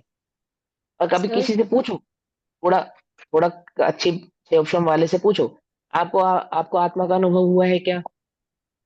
आपको आत्मानुभूति हुई है? तो क्या उत्तर आएगा? अब मैं सबकी बात नहीं कर रहा, कोई कोई कोई कोई क्या वो उत्तर देते हैं? हाँ कुछ, कभी कुछ थोड़ा सा ऐसा लगा तो था। क्या लगा था? थोड़ा सा कुछ कुछ चमत्कार सा, कुछ चिमकार सा, कोई एक बिजली सी कौन थी, कोई प्रकाश सा दिखा था, एक समय के लिए मैं सुन्न हो गया था, आदि आदि। गुण स्थान नहीं मालूम, सही प्रकार से प्ररूपणा नहीं मालूम, आत्मा का सही स्वरूप नहीं मालूम, यही उत्तर आएगा, ये उत्तर आने वाला है। तो पता ही नहीं है कि कषाय के अभाव में क्या भाव प्रकट होता है। मुझे आत्मानुभूति होगी तो मैं कंफ्यूज रहूंगा कि मुझे आत्मानुभूति हुई है या नहीं हुई है। ये कैसी आत्मानुभूति जो कंफ्यूजन क्रिएट कर रही है कि हुई है या नहीं हुई है? पता ही नहीं है, अपने को पता ही नहीं है कि अपने को आत्मानुभूति हुई और अपने को पता नहीं, कुछ तो हुआ था। इसको तो संशय कहते हैं, मिथ्यात्व का भेद है ये तो। कुछ कुछ है, कुछ है, क्या है ये? संशय। ये तो मिथ्यात्व है, ये सम्यक दर्शन कहाँ है? सम्यक दर्शन माने पक्का है, बिल्कुल है, मैं आत्मा हूँ, भैया अनुभव से प्राप्त हुआ हूँ। समझे? हाँ हाँ दीदी बोलिए। भैया, प्रकाश तो पुद्गल की पर्याय है ना, अगर और प्रकाश का पुद्गल दिखा की है तो पर्याय है। आत्मा कहाँ हाँ, दिखा? आत्मा कहाँ दिखा? रोंगटे खड़े हो गए, ये भी पुद्गल की पर्याय है। ठंडा ठंडा लगा, गरम गरम लगा, अरे जाने क्या क्या भाषाएं चलती हैं। तो वो सर नहीं अनुभव स्वरूप, में अनंत गुणों का वेदन होता है ना। अनंत गुणों का वेदन होता है ऐसा कहते हैं, वैसे तो एक चैतन्य भाव का ही वेदन हाँ, आता है एक छठवें चैतन्य को। भाव का प्रमाण हाँ से ऐसा कहते हाँ, हैं अनंत। है ना, और वहां अब उस सर चैतन्य इतना में ही अनंत क्वेश्चन गुण है, गर्भित होते हाँ अगर सकल संयम और सकल चारित्र सेम कहलाते हैं क्या? हैं। हाँ हाँ हाँ, सकल संयम सकल चारित्र एक ही बात है, और और यथाख्यात चारित्र अणुव्रत और देशव्रत भी सेम है ना? एक ही बात, अणुव्रत और देशव्रत एक ही बात है। और लास्ट क्वेश्चन, तो कषायों का जो प्रेसिडेंस है वो पहला अनंतानुबंधी, फिर अप्रत्याख्यान, फिर प्रत्याख्यान और फिर संजुलन, राइट? हाँ जी, ये सिमेट्रिक है, बिल्कुल करेक्ट है। अनंतानुबंधी, देखो, एक ये बात हो गई। अब एक बात और नोट कर लो फटाफट जल्दी से सभी लोग, कि जब कषाय का अभाव होता है तो क्रमिक ही होता है। क्रमिक होता है दैट मीन्स क्रम से ही होता है। पहले संजुलन चली जाएगी ऐसा नहीं, पहले अनंतानुबंधी जाएगी, फिर अप्रत्याख्यान जाएगी, फिर प्रत्याख्यान जाएगी, और फिर संजुलन जाएगी। अनंतानुबंधी चली गई, अब अप्रत्याख्यान जाएगी, लेकिन कोई कहे कि अब संजुलन चली गई अब अप्रत्याख्यान है, ऐसा नहीं, ऐसा नहीं। क्या है उसका, क्या सिस्टम है? जब भी कषाय का अभाव होगा, अनुदय होगा, जब भी होगा, सबसे पहले अनंतानुबंधी का ही नंबर आएगा। समझ में आ गई बात? फिर जब दूसरे नंबर पे कषाय जाएगी तो अप्रत्याख्यान ही जाएगी। फिर तीसरे नंबर पे जब कषाय जाएगी तो प्रत्याख्यान ही जाएगी, और अंत में जो कषाय जाती है वो संजुलन ही जाती है। ऐसी भूल बिल्कुल मत करना कि हमारे अनंतानुबंधी का भी उदय है और अप्रत्याख्यान का अभाव है। क्या? क्योंकि मैंने मुनिव्रत किया है ना, मुनिव्रत धारण किया ना, निर्दोष है, तो और सम्यक दर्शन नहीं है, तो अप्रत्याख्यान का तो मुझे अभाव हो गया क्योंकि मैंने मुनिव्रत धारण किया है, निर्दोष। अथवा मैंने अणुव्रत धारण किए हैं और मेरे अणुव्रत कैसे हैं? निर्दोष है, तो मुझे अप्रत्याख्यान कषाय का तो अभाव है। लेकिन अभी सम्यक दर्शन नहीं हुआ ना, इसलिए दर्शन मोह का सद्भाव है। ऐसा नहीं होता, ऐसा नहीं होता, ठीक है ना? क्या होता है? पहले जाती है अनंतानुबंधी, नियम है ये, नियम, यूनिवर्सल ट्रुथ। फिर जाएगी अप्रत्याख्यान, फिर जाएगी प्रत्याख्यान, और फिर जाएगी संजुलन। और इन्हीं के क्रम से घटने से गुणस्थान बढ़ता है। इन्हीं कषायों के क्रम से घटते जाएगी और ये गुणस्थान इधर बढ़ता जाएगा। ये कषाय बढ़ती जाएगी, गुणस्थान घटता जाएगा। कषाय घटती जाएगी, गुणस्थान बढ़ता जाएगा। पकड़ में ही बात। गुणस्थान बढ़ने से आत्मा बढ़ता है ना। अभी धरती पे चल रहा है, फिर चौथे गुणस्थान में 2 इंच ऊपर चलेगा। नहीं मात्र विशुद्धि बढ़ती। 5वें गुणस्थान में 3 इंच ऊपर चलेगा। है कैसे चलेगा, है ना। गुणस्थान बढ़ने का मतलब आत्मा की विशुद्धता का बढ़ना। आत्मा के कौन से गुणों की विशुद्धता का बढ़ना? दर्शन और चारित्र। जिन 2 गुणों की अपेक्षा से इन गुणस्थानों की चर्चा कर रहे हैं, उन 2 गुणों की विशुद्धता के बढ़ने का नाम ही यहाँ पे गुणस्थान है। उन 2 गुणों की विशुद्धता के घटने का नाम ही गुणस्थानों का घटना, और 2 गुणस्थानों की विशुद्धता का बढ़ना ही गुणस्थान का बढ़ना। पकड़ में आई बात? समझ में आ सर गई एक सभी की चीज बात, है ना। पूछना है हाँ सर, जी पूछिए। जैसे चौथे गुणस्थान में अविरत गुणस्थान कहलाता है, अविरत सम्यक दृष्टि। तो उसमें चारित्र की अपेक्षा से भी उसकी कषाय तो काफी मंद हुई है। तो इसका हाँ तो मतलब देव पहले गुणस्थान वाला और चौथे गुणस्थान वाला हाँ या दूसरे या चौथे या तीसरे या चौथे में इतना फर्क तो होगा कि चारित्र मोहिनी का कुछ अंशों में तो अभाव हुआ ही होगा, दर्शन का तो हुआ ही चौथे में। देखो, वो आपने जो प्रश्न पूछा फिर मैं उसका उत्तर दे देता हूँ। सबसे पहले तो आप ये समझो कि कषाय की जिसको आप तीव्रता और मंदता कह रहे हो, वास्तव में उनको कषाय नहीं कहते। ऐसा हो सकता है कि पहले गुणस्थान वाले की तो बहुत मंद कषाय हो और चौथे गुणस्थान वाले की बहुत तीव्र कषाय हो। जहां कषायों की तीव्रता और मंदता की बात आती है, वो वास्तव में लेश्य कहलाती है। ठीक है ना। उनका यस लेश्या का मतलब है, जैसे जैसे फॉर एग्जाम्पल पहले गुणस्थान वाला मिथ्या दृष्टि, अथवा पहले गुणस्थान वाला मैं यहाँ बैठा हूं, मेरा पहला गुणस्थान है। ठीक है ना। अपना पहला कौन सा गुणस्थान है? पहला मिथ्यात्व है अपने को या नहीं है? है ना। घबराओ नहीं। अगर अपने को है। मिथ्यात्व है तो मिथ्यात्व स्वीकारने में घबराना नहीं। पहले गलती स्वीकारी जाती है और फिर उसका अभाव किया जाता है। मुनजात जाते हैं ना आलोचना करने, सर निंदा करने, तो आपने क्या करते हैं? बता पहले स्वीकारते हैं। हाँ। अब समझो, पहले तीव्रता और मंदता समझ लेंगे। और चौथे गुणस्थान वाला नारकी, चौथे गुणस्थान में नारकी है। पहले गुणस्थान में मैं यहाँ बैठा हूँ, आप सबके समक्ष स्वाध्याय कर रहा हूँ, करवा रहा हूँ। और चौथे गुणस्थान में इसी समय जो नारकी है, हम दोनों में तीव्र कषाय किसकी है? नारकी की। मिथ्या दृष्टि हाँ की। मिथ्या दृष्टि की। तीव्र कषाय मेरी है, उसकी मंद कषाय है। Oh, you're right. Sorry, you're right. हाँ। because you are in वो first नारकी Gunasthan, होते that हुए is भी why चौथे गुणस्थान में हाँ है, सर, इसीलिए उसकी मंद अब कषाय सुनो, है। this is because और you are in first Gunastan और वो यस, चौथे में इसके लिए चौथे में है इस अपेक्षा से। और लेश्या की अपेक्षा से जब इसी बात को कथन करेंगे तो लेश्या मोह से, की तो अपेक्षा उसकी से तीव्र मेरा कहेंगे और हमारी मंद। हाँ, अब सर प्रश्न हाँ करिए। तीव्र also means मतलब intensity मेरा ना मोह अभी ज्यादा है एक ना। एक करके, एक एक करके, एक एक करके। सर लेशिया का अभी मतलब जिन भी तो इंटेंसिटी ही होता है ना, कि नहीं, इतनी लेश्या का मतलब इंटेंस, इंटेंशन नहीं होता। नहीं नहीं, जैसे वो पोटेंशियल या ब्लैक इंटेंशन, या जैसे वो पीत कलर या पोटेंशियल या इंटेंशन नहीं है वहां उसका मतलब, है ना। हम अपेक्षा से समझाएंगे, वो भी है उसको पोटेंशियल या तीव्रता और मंदता की अपेक्षा से आपको लग रहा है कि वहां पे उसका पोटेंशियल ज्यादा है, लेकिन वास्तविक वो पोटेंशियल नहीं है। पोटेंशियल तो वास्तविक अनंतानुबंधी अप्रत्ययन और प्रत्ययन और संचलन में होता है। वो चारित्र मोहिनी के भेद होते हैं। ठीक है ना। वो सब समझाएंगे आपको, घबराओ नहीं, घबराओ नहीं। देखो, एक बात और समझा देता हूँ, 1 मिनट रह गया। जो सर 4 कषाय कषाय हमने, में हाँ हाँ जी हाँ सर, जी बोलो बोलो बोलो। कषाय में आपने बताया कि नारकी की कषाय कम है और हमारी ज्यादा है, जो आपने एग्जाम्पल दिया, क्योंकि वहां उसका मोह घट गया और अपने शरीर से और देहाध्यास घट गया और अपना है, इसीलिए। Is that the answer yes what you yes, यही आंसर है। हाँ जी, यही आंसर है उसका, यही कारण है। क्योंकि But you कषाय की said, तीव्रता और but you said Lesia is better in Manusya and Gunastan 1. ऐसा हो सकता है ना। पहले गुणस्थान में अच्छी लेश्या हो सकती है। कषाय और लेश्या के बीच के हम अंतर नहीं जानते, इसलिए कंफ्यूजन क्रिएट होती है हमारे मन में, इसलिए हम कंफ्यूज होते हैं।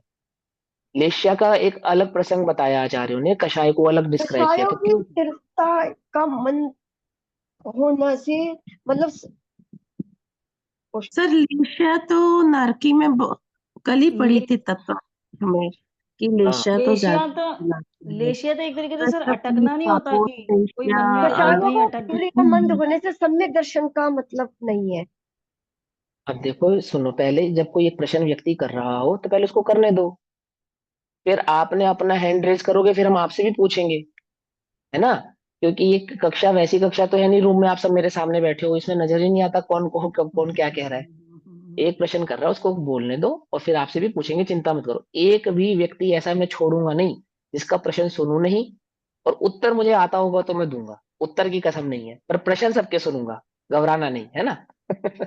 तो सुनो, अभी जो प्रश्न पूछ रहा है पहले उसको उसको पूछने दो कंप्लीट। हाँ सीमा जी, आप अपनी बात कंप्लीट कीजिए पहले।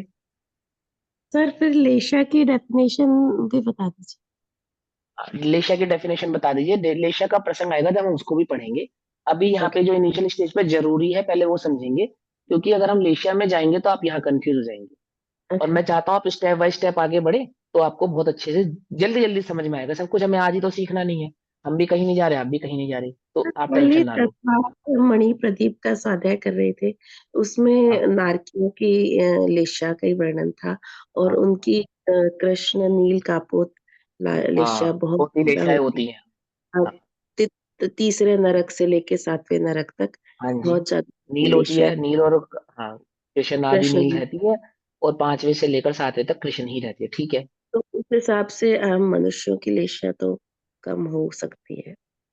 उस हिसाब से कम हो सकती है, लेकिन मनुष्य गति में भी 6 लेशिया पाई जाती है, ठीक है ना? अब कहाँ किसकी कैसे इंटेंशन और पोटेंशियल होता है इंटेंसिटी उसकी के चर्चा हिसाब हम से। लेशिया, हाँ वो हम बाद में करेंगे उसकी चर्चा, ठीक। हाँ, अब सर कौन पूछ रहा था क्वेश्चन? हाँ सर एक बोलिए बोलिए। प्रश्न। सर एक बार आप प्लीज ये चारों कषायों का मीनिंग एक्सप्लेन कर देंगे।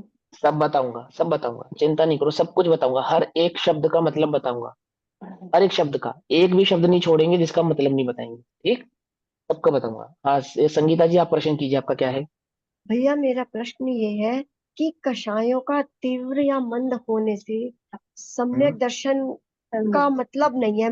मतलब पूछने का ये है कि दर्शन मोह का जब अभाव हो जाता है हम्म, तो दर्शन मोह का अभाव होने पर ही वो चतुर्थ गुण स्थान में आता है। लेकिन प्रकट चतुर्थ होता है। गुण स्थान में आने के बाद भी हम्म, जो चतुर्थ गुण स्थान में आने के बाद मैं समझ गया मैं आपका प्रश्न, अब मैं आपको उत्तर दे मैं देता हूँ। मैं आपका प्रश्न समझ गया, मैं उत्तर दे रहा हूँ, आप सुनो। अगर मेरा उत्तर गलत हो तो आपका प्रश्न फिर से सुनेंगे, सुनो। अंतिम प्रश्न लेते हैं अभी यहाँ पे, क्योंकि समय हुआ, सबको जाना भी है, रात्रि का समय ना। देखो, आपका प्रश्न ये है कि सम्यक दर्शन का संबंध लेश्याओं से नहीं है, कषायों से है, पहली बात ये। हाँ बिल्कुल सही बात है, सम्यक दर्शन का संबंध लेश्या से नहीं, कषायों से। कषाय के अभाव होने पर भी, अनंतानुबंधी कषाय के अभाव होने पर भी लेश्या तीव्र हो सकती है, उसमें कोई दोष नहीं है। लेकिन अब इसके अंदर एक चीज इतनी पूछना सी था भैया समझने वाली मुझे बात है। कि कषायों का तीव्र होने के बाद भी मतलब उसमें लेशिया तीव्र हो सकती है। कषाय के मंद होने पर भी लेशा तीव्र हो सकती है, ये प्रश्न होना चाहिए, उल्टा पढ़ रहे हैं आप। हाँ हाँ अब मैं हाँ, अब मैं सुनो तो मैं बताता रहूं। कषायों में तीव्रता और मंदता का भेद नहीं होता, लेश्याओं में ही लेशिया तीव्रता और मंदता का भेद होता है। आई बात समझ में? क्या कहा? कषायों में अनंतानुबंधी और प्रत्याख्यान, इन दोनों में से तीव्र कषाय कौन सी है बताओ? अभी मैं अनंत पूछूंगा जो। अनंतानुबंधी। अनंतानुबंधी। हाँ ठीक है। अब ये सब अपने अपने नाम बोलो जो इस बात पे एग्री करते हैं कि अनंतानुबंधी प्रत्याख्यान के मुकाबले तीव्र है। पूर्वी जी मानती हैं, आर के जैन जी मानते हैं, मीतू जी मानती हैं, रचना जी मानती हैं, अनु जी मानती है, परमिता जी मानती है, और कौन मानता है? सीमा संगीता जी भी मानती है। म्यूट कर लो सब। सरोज आंटी जी हैं हमारे पास ग्रुप में। हाँ जी भैया। ये इनका ये कहना है कि अनंतानुबंधी और प्रत्याख्यान में तीव्र कौन सी है, ये प्रश्न है मेरा। तीव्रता की अपेक्षा नहीं है अनंतानबंदी और अप्रत्याख्यान, वो मिथ्यात्व के साथ वाली कषाय है अनंतानबंदी कषाय। नहीं, ठीक है अगर ना? हम उनमें ये प्रश्न क्रिएट करें कि इन दोनों में से तीव्र कषाय किसको माना जाए, तो क्या उत्तर देंगे हम? लेशिया के हिसाब से बताएंगे उसका उत्तर हम। हाँ अभी आप समझो, पंडित टोडरमल जी ने मोक्षण प्रकाशक जी में इसको उत्तर दिया है, इस बात का उत्तर दिया है। मैं उसका जो प्रमाण है वो ग्रुप पे शेयर कर दूंगा, आप लोग पढ़ लेना। अनंतानुबंधी और प्रत्याख्यान में अनंतानुबंधी तीव्र है और प्रत्याख्यान मंद है, ऐसा भेद नहीं है। ऐसा भेद नहीं है। चारों ही कषाय आपस में अपने आप में तीव्र ही है, तीव्र ही है। वास्तव में तो तीव्र और मंद का भेद नहीं है, क्योंकि कषाय तो मात्र कषाय है। हाँ, प्रत्येक कषाय में, जैसे अनंतानुबंधी कषाय की बात करें, प्रत्येक कषाय में 6 लेश्याएं होती है।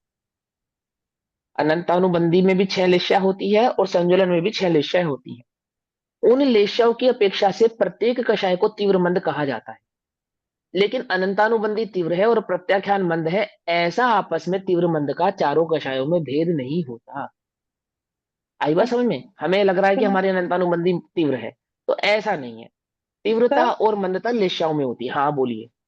सर, लेकिन आपने जो बताया था कि प्रत्याख्यान, अप्रत्याख्यान और संजुलन में अनंतवें भाग जितनी ताकत होती है हाँ, एज लेकिन फिर भी कंपेयर टू अनंता अनुबंधी। अनंतानुबंध, हाँ, ताकत की अपेक्षा से, लेकिन वह अच्छा, तीव्रता और मंदता का भेद नहीं है। तो ठीक है लेशिया ना? का भावों से ताकत संबंध मतलब हो रहा है। उसको हराना इजी होता है, उनके हाँ ऊपर मतलब उनका अनुदय अभाव करना इज हाँ, इजियर एज कंपेयर टू अनंता अनुबंधी। आपका बताएंगे मतलब क्या ये होता है है, ताकत। वो भी बताएंगे, सर वो भी बताएंगे, है ना? सर सर ये इंटेंसिटी कहेंगे, इंटेंसिटी किसको है ये। किसको किसको इंटेंसिटी किसको? मतलब कषाय को या वो लेशे को? नहीं, अ, अनंतानुबंधी की इंटेंसिटी, जैसे सपोज हम एक कषाय लेते हैं क्रोध, अगर किसी हाँ, को क्रोध की इंटेंसिटी 100 टाइम्स है तो हम उसे अनंतानुबंधी कहेंगे, और 50 नहीं टाइम्स नहीं है तो नहीं नहीं अप्रत्याख्यान कहेंगे। नहीं, बिल्कुल भी नहीं, बिल्कुल भी नहीं, बिल्कुल रॉन्ग। ऐसा नहीं सर है, मेरे ऑल्सो ऐसा से नहीं। वन। सर एक बार मैं हाँ भी बोल, तो सर हाँ, जैसे पूर्वी जी। अनंतानुबंधी है, उसमें हाँ हाँ हाँ, यदि हमको बताना है कि तो भावों की अपेक्षा से जब उसको एक्सप्रेस करेंगे वहां लेशिया आ जाएगी, और कहेंगे अनंतानुबंधी में यदि मंद भाव है तो आगे ऊपर शुक्ल ऊपर की लेशिया है। लेशिया रहेंगी, हाँ, तीव्र और भाव यदि है बहुत तो तीव्र भाव है हाँ तो नीचे नीचे की लेशिया। हाँ हाँ। अभी मैं आपको ना लेशिया थर्ड और वेरिएबल कषाय ऐड के हो बीच गया का, है। अभी मैं आपको लेशिया और कषाय के बीच का अंतर समझाऊंगा, वहां पे ये बात क्लियर हो जाएगी। ये Yes. गुणस्थान के ही सारे भेद हैं, ये जब तक समझ में नहीं आएगा गुणस्थान में सब रट्टाफिकेशन में ही रहेगा। हाँ पूर्वी जी, आप प्रश्न पूछिए फटाफट जल्दी। सर मुझे सिर्फ समझना ये है कि अभी जो भी डिस्कशन हुआ, हम लेशिया हाँ को साइड पे रखते हैं और हम जो हाँ, कषायों का चल रहा हम है। लोग लेवल देखें, तो वो लेवल हम तभी अचीव कर सकते हैं जब हमारा जो ज्ञान है उसका लेवल बढ़ेगा। एक्चुअली अभी क्या रहा है कि कंफ्यूजन वही हो रहा है कि वही हो रहा कषाय है। और हाँ, लेशिया को हम लोग मिक्स कर रहे हैं। मिक्स कर रहे कषाय तो हैं। देखो कषाय है, कोई भी देखो कषाय तो, हो वो तो अच्छी हाँ है हाँ ही नहीं, मतलब हाँ तीव्र मन का हाँ। तो उसमें संबंध ही देखो नहीं देखो, आया। मैं समझा देता हूँ, बहुत सिंपल सिंपल सी बात को समझेंगे, बहुत सिंपल बात है इसके अंदर। जैसे अभी अपने को बहुत तीव्र क्रोध हो रहा है, या क्रोध मान हो रहा है, या माया हो रही है, लोभ हो रहा है, 4 कषाय होती सभी को मालूम है। और 25 जो उत्तर कषाय होती है, जो भोग आदि के संबंध में हमें होती है, मतलब जो भी हमें अंतर में भाव उत्पन्न होता है कषाय संबंधी, जिसको हम कषाय के नाम से जानते हैं। क्या ये कषाय है? ये प्रश्न है, क्या ये कषाय है? इस नहीं। सामान्य भाषा में, इस सामान्य जनों में इस बात को कषाय कहते हैं। हम पढ़ रहे हैं आगम, एक होता है शब्दार्थ, एक होता है आगमार्थ, है ना? आगम में इसको कषाय नहीं कहते हैं। आगम में क्या कहते हैं? आगम में कषाय किसे कहते हैं? यही तो जैन दर्शन की खासियत है। अन्य दर्शनों अनंतानुबंधी में, एंड ऑल दिस। हाँ, और अन्य दर्शनों में, जैन दर्शन में ये खासियत है। ये आपको समझना पड़ेगा। जब आप जैन दर्शन, जैन फिलोसफी पढ़ोगे तो दिमाग थोड़ा खोलना पड़ेगा, थोड़ा सा, थोड़ा सा सुई में धागे जितना डालने, जितना उपयोग सूक्ष्म करना पड़ेगा, बस, और सब एकदम चुटकी की तरह खिलता चला जाएगा, सब एकदम तो ओके सर होता चला जहाँ जाएगा। भी शास्त्रों में तीव्र कषाय वर्ड आया है, वह तीव्र हाँ वर्ड लेशा को रेफर कर रहा है, और कषाय हाँ, तो दोनों कषाय। दोनों दोनों दोनों दोनों, कहीं कहीं पे वो लेशा को ही रेफर कर रहा है, और कहीं हम्म। कहीं पे वो अनंतानुबंधी को भी रेफर कर रहा है। ये जब आपको इन दोनों के बीच का भेद का ज्ञान हो जाएगा ना, तब आप अपने आप उसका अर्थ निकालना सीख जाओगे कि कहाँ पे तो लेशा की अपेक्षा से कथन कर रहे हैं और कहाँ पे तो कषाय की अपेक्षा से कथन कर रहे हैं। एक अंतिम उदाहरण देता हूँ मैं, देखो। आप लोगों को राम और लक्ष्मण के बारे में पता है? राम और लक्ष्मण में सम्यक दृष्टि कौन था? राम। नाम राम जी रामचंद्र सम्यक दृष्टि थे। तो रामचंद्र जी कहाँ गए? मोक्ष चले गए। लक्ष्मण जी कहाँ गए? नरक। नरक, नरक दूसरे चले गए। नरक। अब सुनो ध्यान से, राम जी और लक्ष्मण जी दोनों रावण से युद्ध कर रहे हैं। राम और लक्ष्मण दोनों रावण से युद्ध कर रहे हैं। दोनों का उद्देश्य ध्येय एक ही है, सीता की रक्षा। राम जी भी सीता के लिए युद्ध कर रहे हैं, लक्ष्मण भी सीता के लिए युद्ध कर रहा है। और दोनों का प्रतिद्वंदी एक है, रावण। ठीक है ना।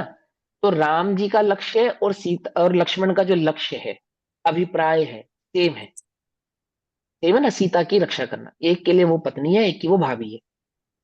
अपने भैया का वो सपोर्ट कर रहा है। और दोनों के दोनों तीर पे तीर चलाए जा रहे हैं। चला रहे ना, चला रहे। और ललकार भी रहे हैं एक जैसा। रामचंद्र जी भी ललकार रहे हैं, लक्ष्मण भी ललकार रहे हैं। रामचंद्र जी भी कह रहे हैं कि तू सीता को छोड़ दे, नहीं तेरा समूल नाश कर दूंगा मैं। और लक्ष्मण भी कह रहा है कि भैया की बात मान जा, नहीं तेरा अंत आ जाएगा। दोनों कह रहे हैं।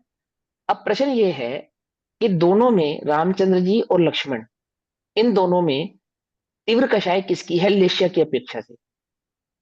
राम जी की। राम जी की लेश्या। राम जी की। अच्छा, और राम और रावण के अपेक्षा से तीव्र कषाय किसकी है लेश्या की अपेक्षा से? लक्ष्मण। राम और रावण की अपेक्षा से तीव्र कषाय किसकी है लेश्या की अपेक्षा से? तीव्र लेश्या किसकी मानी जाएगी? रावण की है। अब देखो सुनो, लेश्या तो तीनों की इक्वल है, बराबर है। लेश्या तो राम भी मरने मारने को तैयार है, लक्ष्मण भी मरने मारने को तैयार है, और रावण भी मरने मारने को तैयार है। रावण भी कह रहा है या तो मरूंगा या तो मारूंगा। राम जी भी कह रहे हैं या तो मरूंगा या तो सीता को लेकर जाऊंगा। लक्ष्मण भी कह रहा है या तो सीता रहेगी या तो लक्ष्मण रहेगा, या तो सीता यहाँ आएगी पर और या यहाँ फिर पर लक्ष्मण नहीं रहेगा। समझो, पहले रामचंद्र जी सुनो की ध्यान से। सारी सम्यक दर्शन है तो उसका भी तो घटाना तो कोई पड़ेगा बात नहीं कि ना। हाँ, कोई बात मुख्यमंत्री नहीं ना, अभी लेश्या समझो पहले। पहले अच्छा समझो, अच्छा तभी उदाहरण दिया मैंने। मैंने भी कुछ सोच समझ के उदाहरण दिया होगा, है ना। तीनों की ओहो लेश्या की अगर हम चर्चा करें, सिर्फ लेश्या की, तो तीनों की ही लेश्या समान है। वो भी, उन तीनों की लेश्या इस समय कृष्ण लेश्या हुई पड़ी है। तीनों ही एक दूसरे के खून के प्यासे हैं। लेकिन कषाय, कषाय किसकी तीव्र है? तो लक्ष्मण। रामचंद्र जी की कषाय तो कहलाएगी कषाय मंद अपेक्षा से। मंद मतलब, कहने का मतलब, वहां पे तो उनको दर्शन मोहिनी का अभाव होने के कारण उस ही समय नरक आदि आयु का बंध नहीं हो रहा, नहीं हो रहा। हम्म समझ में बात? परिणामों की अपेक्षा से रामचंद्र जी की जो कषाय है, वहां पे दर्शन मोह का अभाव है, ऐसा ही कहलाएगा।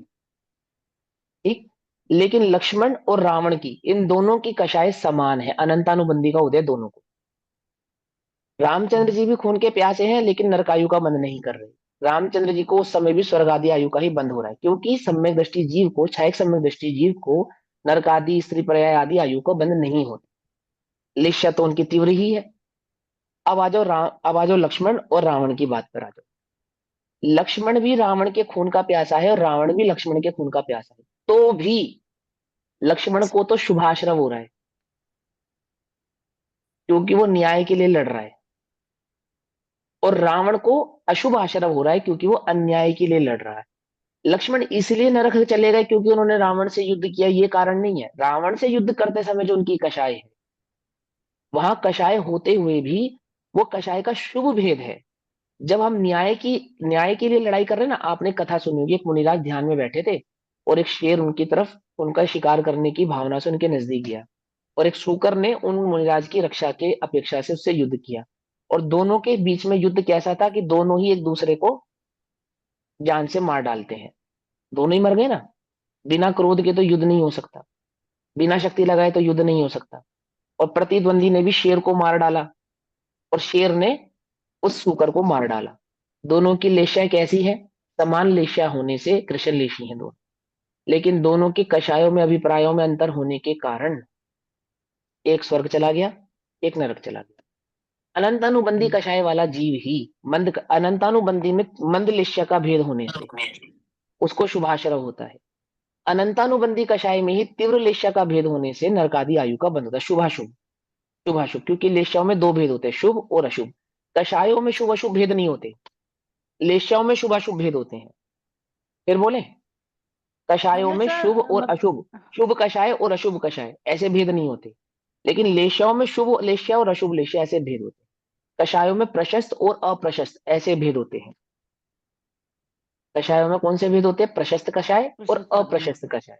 हाँ, अब वो प्रशस्त मतलब अप्रशस्त को कोई कहेगी शुभ अशुभ कहते हैं, वो ऐसा नहीं है, वो कैसे होता है वो हम आगे समझाएंगे। हाँ बोलो, फटाफट बोलो, समय बहुत हो मतलब गया। कषाय जो है वो हमारे भावों से मतलब पता चलती है कि मतलब तुम्हारे अंदर के जो भाव हैं वो कैसे चल रहे हैं, चाहे हाँ, लेशिया तुम्हारी जो तीव्र है तुम चाहे मंद है। हम मंद है, जैसे किसी की जो जो द्रव्यलिंगी मुनिराज होते हैं बिल्कुल शांत ध्यान में बैठे हैं ना, तो अगर हम उनको जो जर्नल इन जनरल जिनको हम कषाय कहते हैं तो कहेंगे मंद कषाई है, ऐसा बोलेंगे। लेकिन अगर हम वास्तव में अनंतानुबंधी के आगे अपेक्षा से देखें तो वो कौन से कषाय वाले कहलाएंगे?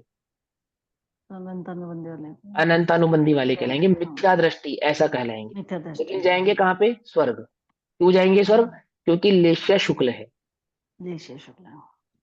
समझे आप? शुक्ल लेश्या के कारण मिथ्या दृष्टि कहाँ चले जाते हैं? स्वर्ग चले जाते हैं। और तीव्र लेश्या के कारण मिथ्या दृष्टि नरक आदि में चले जाते हैं। लेश्याओं के कारण 4 गतियों का डिवाइडेशन होता है एक मिथ्या दृष्टि जीव का, जो स्वर्ग भी जा सकता है, नरक भी जा सकता है, तिर्यंच में भी जा सकता है और देवगति में भी जा सकता है। एक अनंतानुबंधी कषाय वाला जीव ही 4 गतियों में जा रहा है, एक मिथ्या दृष्टि जीव ही 4 गतियों में जा रहा है। मिथ्या दृष्टि अनंतानुबंधी में तो कोई भेद नहीं आया, फिर 4 गतियों में कैसे जा रहा है? बोलो भैया, खाली जैन ही स्वर्ग जाएंगे बस, और कोई स्वर्ग नहीं जाने वाला ना? दूसरे बस भी जैनी जाएंगे। जैनी लोग स्वर्ग जाएंगे ना? हिंदू देवी देवताओं को मानने वाले स्वर्ग नहीं जाएंगे ना? वो नहीं, तो वो सब भी जाएंगे, वो जिसकी भी जाएंगे। कभी इच्छा होती है उनको भी। हाँ, जिसकी जैसी लिस्ट होगी वैसी गति पाएगा। समझे? कषाय का जो भेद है ना, जो कषाय है वो अलग बात है, लेश्या एक अलग बात है। तो इन दोनों को समझना पड़ेगा, अच्छे से समझ में आएगा, घबराओ नहीं, टेंशन नहीं लो बिल्कुल भी, एकदम इजी है, क्लियर हो जाएगा कॉन्सेप्ट, सब समझ में आने लगेगा। वो जल्दी जल्दी करोगे समझने की तो गड़बड़ हो जाएगी। अभी से जितना समझेंगे कि गुण स्थानों का जो संबंध है वो कषायों से है, एक बात। उसमें दर्शन मोहिनी और चारित्र मोहिनी के भेद से 14 गुण स्थानों को डिवाइड कर देते हैं, जिसमें मोहिनी का डिवाइडेशन पहले से 12 तक रहता है, 13 और 14 का योग में रहता है। ठीक है, क्योंकि मोह और योग के अनुबंध यानी उदय से होने वाले जीव की अवस्था विशेष को गुण स्थान कहते हैं। ये परिभाषा याद रहेंगी तो कभी कंफ्यूजन नहीं होगी, आगे आगे बढ़ते चलेंगे। अब अनंतानुबंधी आदि आदि जो कषाय हैं, इनका मतलब क्या है, इन शब्दों का अर्थ क्या है, तो वो हम कल की कक्षा में पढ़ेंगे। अभी समय हुआ, तब तक के लिए सभी को जय जिनेन्द्र। ओम नमः सिद्धेभ्यः। ओम नमः निज निधि निज में बताई, यह अनंत उपकार, उसके लिए जिनवाणी माँ